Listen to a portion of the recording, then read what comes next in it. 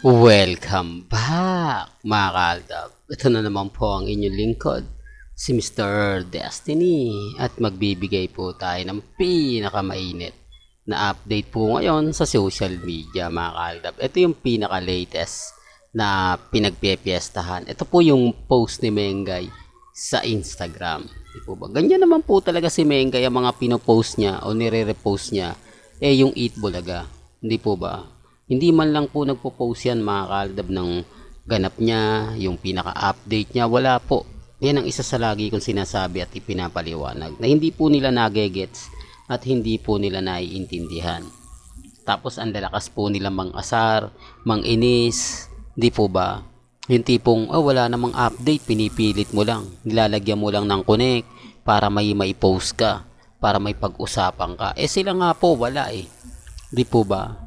Ano kayang size, ano kayang silbi nito? Ano kayang ibig ipahiwatig nito? Di po ba wala? Tapos ang kagandahan nito, mga kaaldab, nag-post naman po si Risa na nandito nga po daw sila sa Hollywood Museum.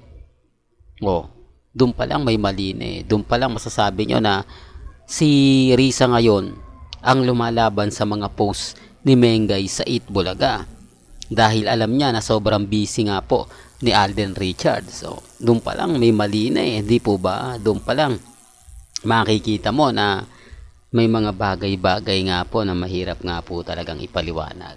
May mga bagay-bagay nga po na mahirap nga po talagang sabihin. Pero sabi ko nga po sa inyo, relax lang kayo. Di po ba? At ito yung pinakamagandang post na in-update ni Risa. Grabe, ang sipag naman ni Risa kaya mag-post ngayon. Hindi po kaya pagpaparamdam lang ito na papunta na nga po sila ng South Korea. Medyo binabasag tayo speaking of South Korea. Hindi po ba? Marami mga nagre-react sa akin na, nako, fake news ka Mr. Destiny. Hindi pupunta ng South Korea si Alden. Diretso uuwi yan. Wala naman pong problema eh. Di po ba? Kung sa tingin nila na hindi pupunta, hindi naman po ako namimilit. Hindi naman po kasi galing sa akin yan. Hindi naman po gawa-gawa lang po natin yan. Galing po mismo yan kay Alden Richards. At siya rin po nagsabi na wala po siyang work etong February at pupunta nga po siya ng South Korea. At totoo naman po, base po sa pag-iimbestiga po natin, wala po siyang show sa GMA. Wala po siyang guesting sa mga palabas sa GMA gaya nga po ng All Out Sunday. Wala po. Tinignan ko yung schedule niya. Wala po siya dyan. At yung mga palabas na mga wala. Di po ba? Tapos yung TV commercial nga po niya ng huli, tinapos niya nga po raw ng maaga. Kung bakit natin nalalaman? Siyempre sa manager niya. Di po ba? May mga update yung manager niya na hindi naman po nila alam. May mga update din po si Mama Ten sa mga schedule ni Alden. Kaya nga po maraming nag-aabang dahil baka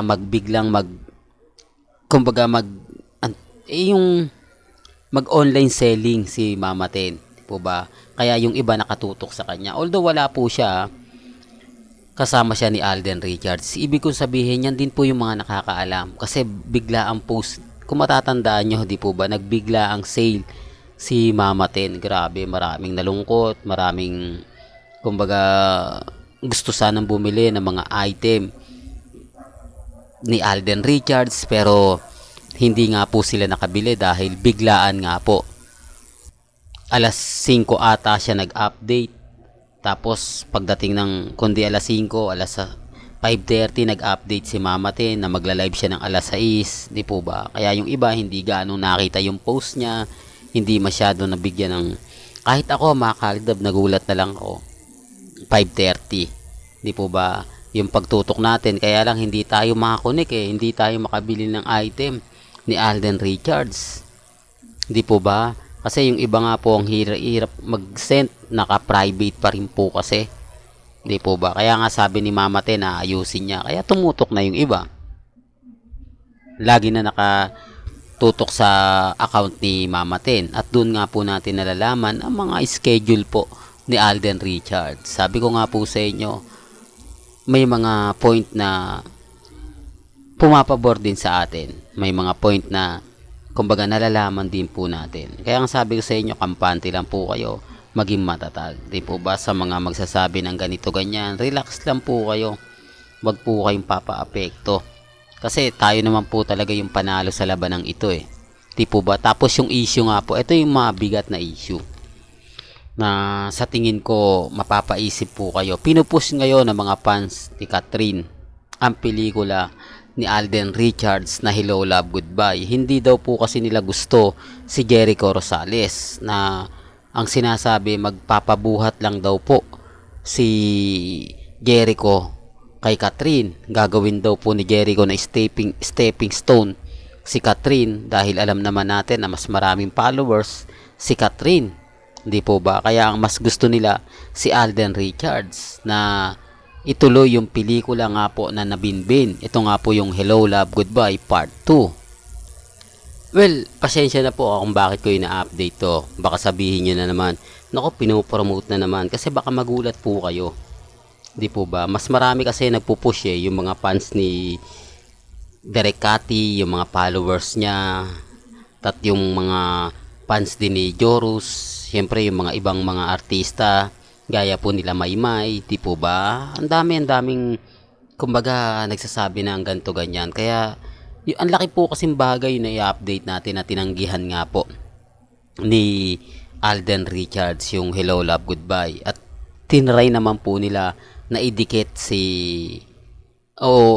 kumbaga mag-post na kasama nga po ni Catherine, pero parang hindi nga po raw kinagat ng mga netizen. Pansin nyo, di po ba, pinost din natin yan eh, hindi siya nag-boom, hindi siya nag-click, hindi siya gaanong pinansin ng mga netizen, di po ba? Totoo to, para lang klaro, para lang po sa kaalaman ninyo, di po ba? Alam nyo naman po, pagdating sa mga bagay-bagay na ganyan, updated tayo. Kaya nagtataka lang po ako, yung iba sinasabi nila, hindi, puro fake news ka lang.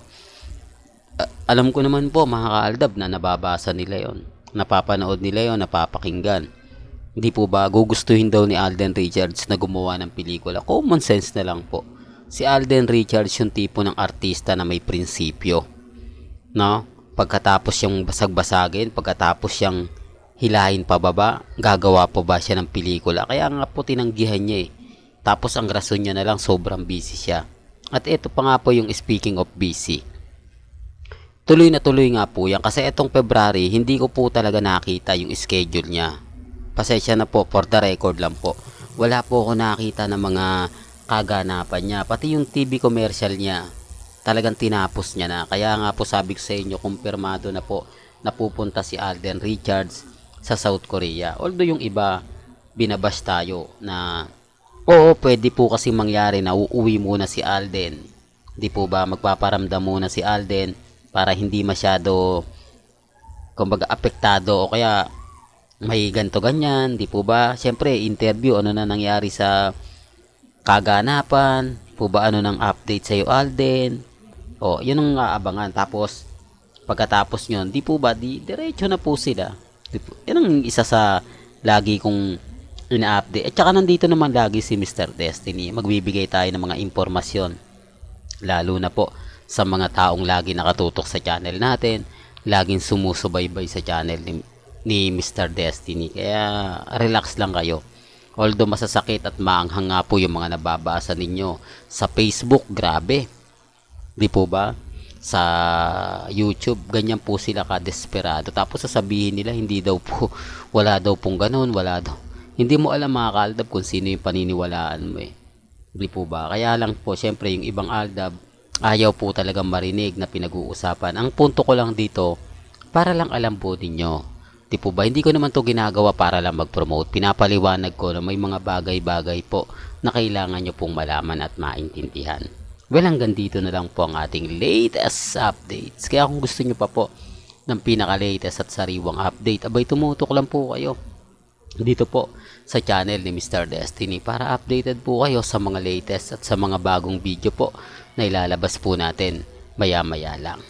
Kaya kung bago ka lang sa channel na to at isa kang true-blooded Aldab Nation na nagmamahal kina Mengay at Isoy, tama po ang channel na pinuntahan mo, kaya consider na po kitang bagong subscriber. At huwag mong kalimutang i-share ang mga video po natin sa mga mami, sa mga titas, at sa mga senyor. Hanggang sa muli, salamat po sa panonood at pakikinig.